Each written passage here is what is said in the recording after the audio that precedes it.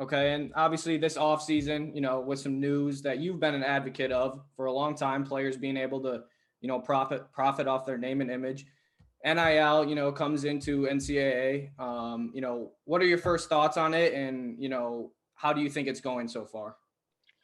Well, it's going very well. To answer your second question first, it's going very well, just as you would expect.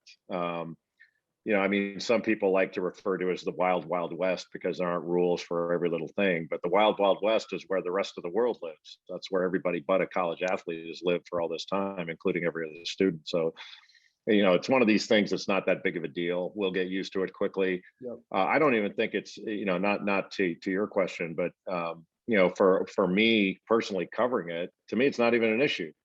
I mean, I'm not going to cover it during a game and say, well, this player has this deal. I don't talk about what endorsement deals coaches have. Who cares? All right. That's their business and their school's business. And same thing for players. To me, the best thing about this is we've decriminalized money for players.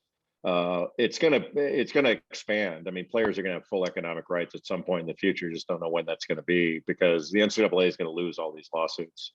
That became clear after the Alston case.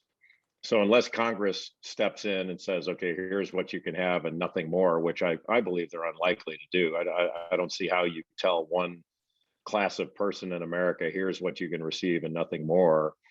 That strikes me as about as un-American as it gets. But we'll see what happens. It's really been a whole lot of nada as far as the all of the pronouncements for doomsday.